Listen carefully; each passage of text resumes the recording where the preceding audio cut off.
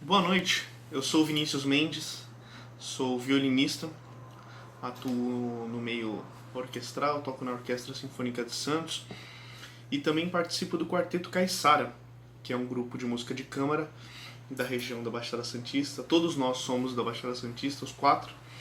O Quarteto Caiçara é formado por mim, Vinícius Mendes, Rômulo Moreira, Otávio Augusto Monteiro e o Jeff Moura. O Quarteto Caiçara é um grupo que nós formamos entre amigos aqui, nós tocávamos em orquestras junto, e o Quarteto Caiçara nós formamos com o intuito de trazer essa questão do quarteto de cordas, que é uma formação do classicismo, e passar com uma roupagem muitas vezes de música popular, música caiçara, foi esse nome, nós pesquisamos, eu vou falar sobre isso em breve daqui a pouquinho. Nós buscamos esse nome porque representa muito do que nós temos. E para isso, eu vou falar um pouquinho, uma breve história da música erudita. Essa nossa oficina é sobre a música popular, a música caiçara, a música do povo, a música que acontece regional, inserida na música erudita. Então eu vou falar um pouquinho sobre a história da música erudita, porque isso vem desde o começo na Europa. A música erudita, como nós conhecemos, ela nasceu na igreja, porque existia aquela distinção entre a música profana e a música sacra.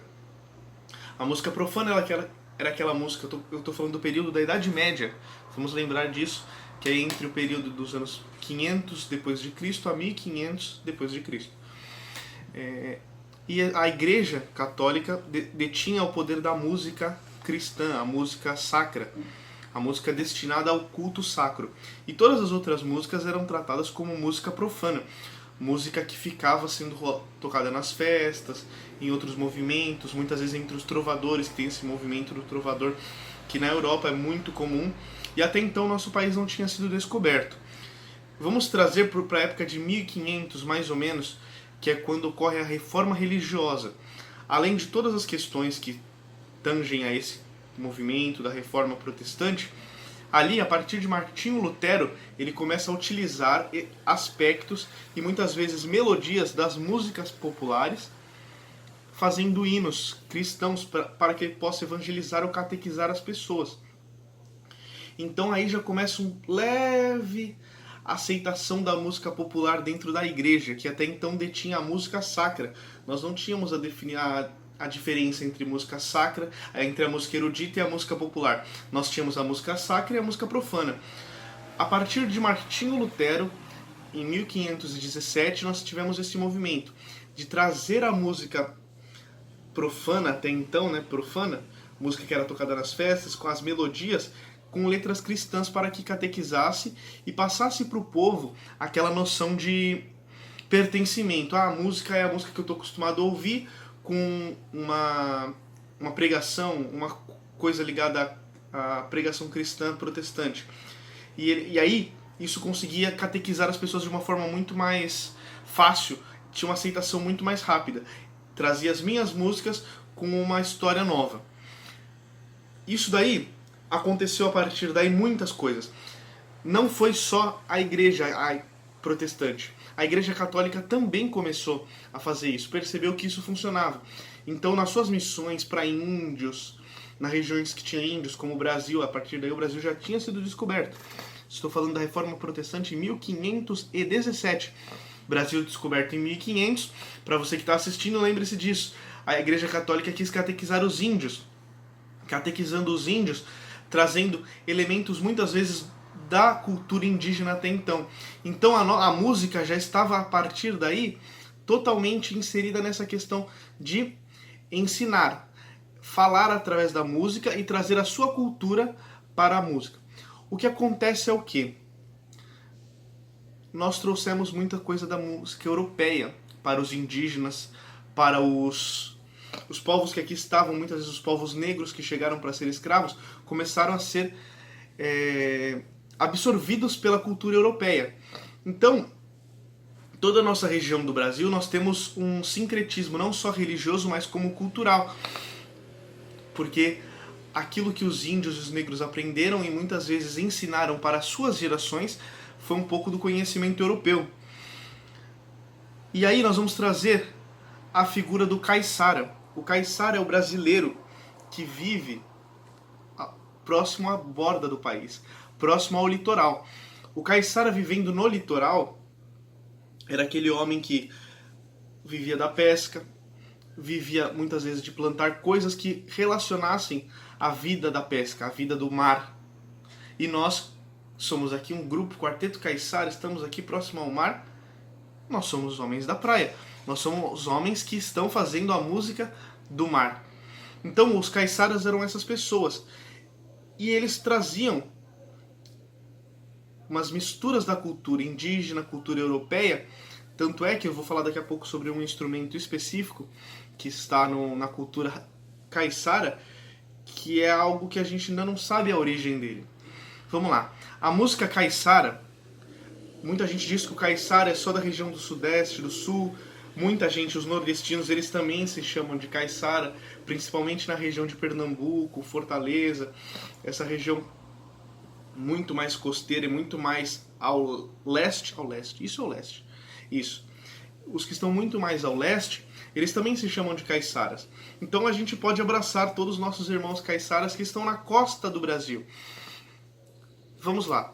Então, a partir daí nós temos muitos movimentos caiçaras que estão na cultura e nós podemos agradecer que nós não fomos, não acabou, assim como muitas vezes a cultura indígena se perdeu.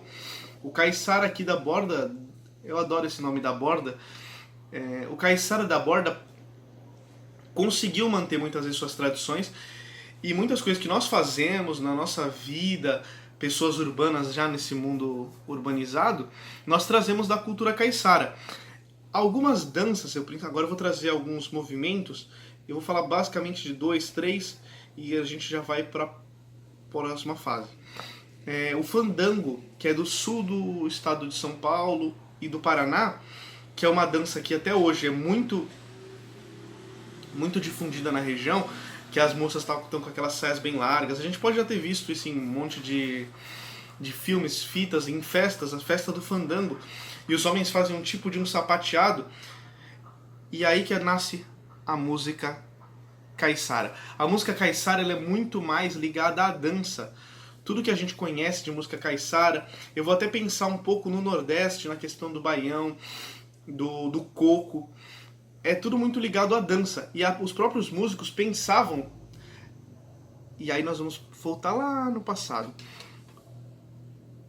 A música barroca, que é o que muitas vezes a gente tem esse paralelo, vai andando junto com a nossa música aqui, nesse período colonial. A música barroca estava fazendo sempre questão da dança. Ó. Tudo tinha dança. Todos os músicos eram bons dançarinos. E acontece aqui exatamente a mesma coisa. As nossas grandes composições que chegaram até hoje, as canções de rabeca, as músicas que eram tocadas, eram todas voltadas para a dança. Então nós temos esses movimentos que eu já falei, a chiba, a dança da fita. E a música era feita para festa, para dança. O caiçara era o povo que depois do seu trabalho no dia todo cercava tudo e taca ali a festa no povo. E nós temos essa cultura. Todo o nosso litoral do Brasil é a região da festa. E isso influencia tudo que nós temos aqui, nessa questão artística. O que acontece? Nós recebemos um monte de coisa de fora, europeu, e agora a gente tem o início do século XX. Eu dei um grande salto, mas vamos pensar agora no início do século XX. No início do século XX, final do século XIX ainda, período do Império, início da República, nós tivemos algumas coisas que nos fizeram pensar. Nós como povo, nós temos muita coisa que é brasileira, só que a gente não está usando. A gente os nossos artistas principais, compositores brasileiros, eruditos. Depois a gente podia debater o que é erudito, o que é popular, o que é música. Os nossos compositores eruditos iam para a Europa, estudavam com os músicos franceses, italianos, alemães e voltavam compositores europeus. O movimento inicial da Semana da Arte Moderna de 1922 trouxe compositores que estavam engajados com a questão nacionalista.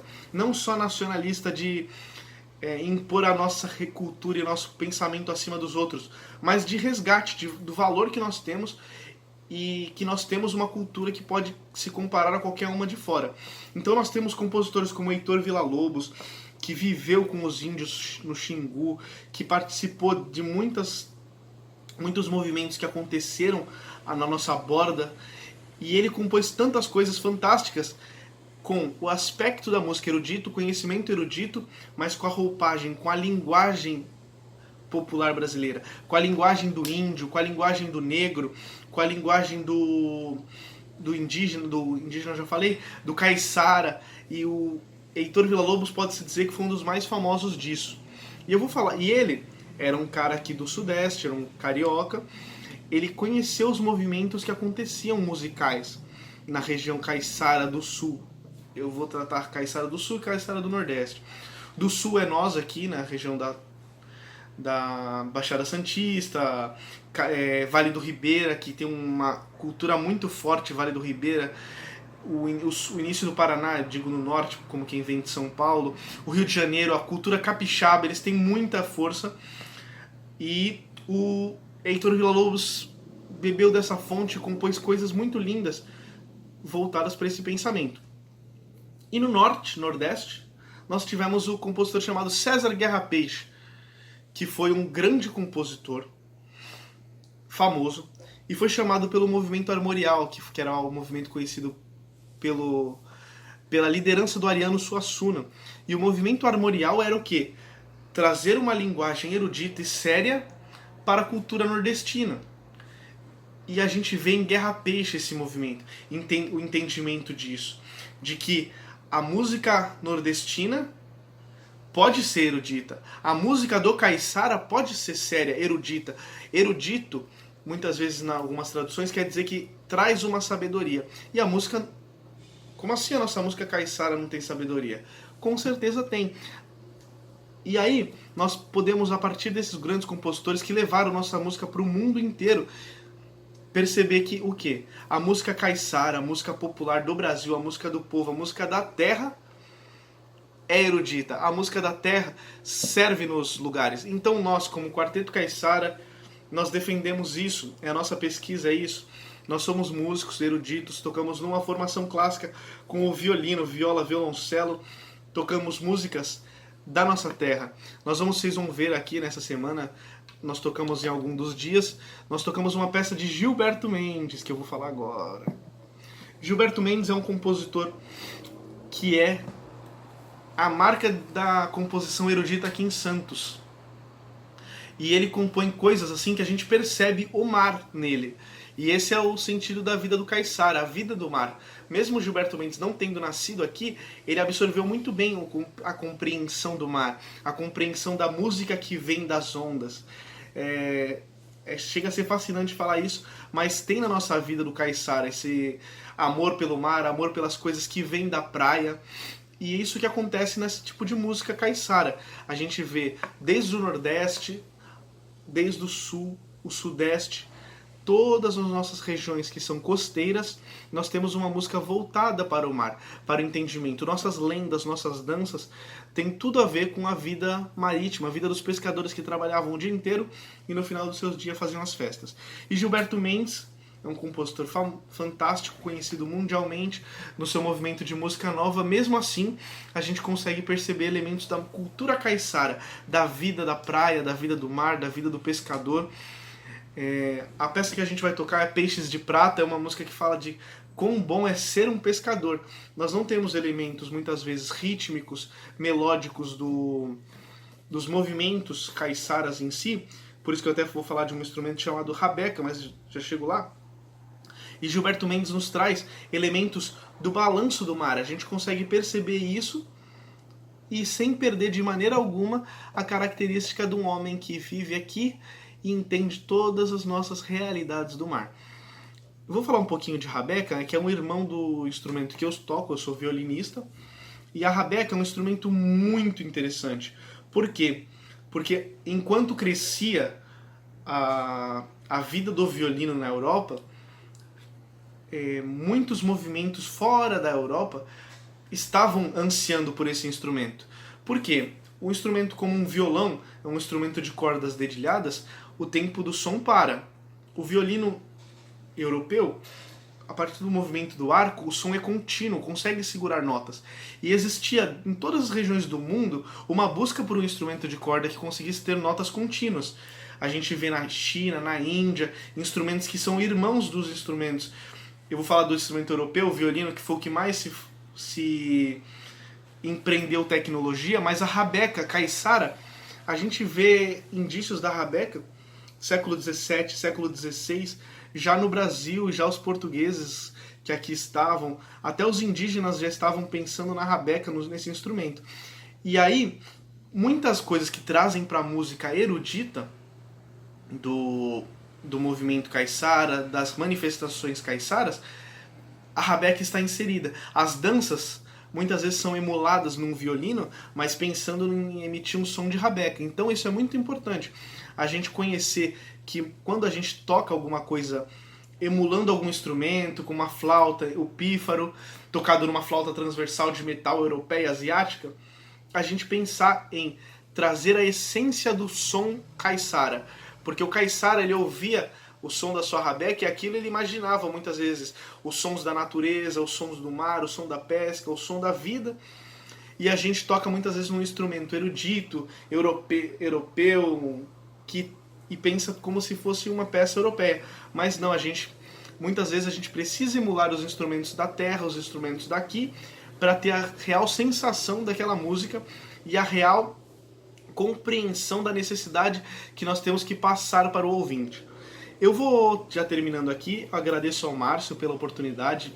Esse festival, na pessoa do Márcio, foi quem convidou a gente, do Caiçara, para participar. A gente agradece ele, agradece muito esse resgate que acontece do Festival de Música Nova, da Semana da Música Caiçara, porque nós precisamos que isso não morra, isso não pare. Já está totalmente inserido na nossa cultura essa semana, esses festivais, e a gente precisa que vocês, todos que nos estão ouvindo, tragam esse amor, revivam, visitar, por exemplo, Cananéia, que é uma região riquíssima de cultura, visitar as outras regiões que estão totalmente abertas para despejar conhecimento, despejar sabedoria, despejar eruditismo nas nossas mentes. Então eu, como Vinícius, em nome do Quarteto Caiçara, agradeço muito e desejo que todos tenham todo esse amor. Eu estou falando aqui de amor pela busca.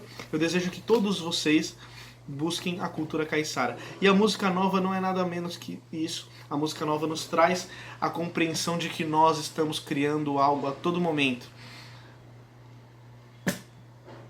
Uma boa noite a todos.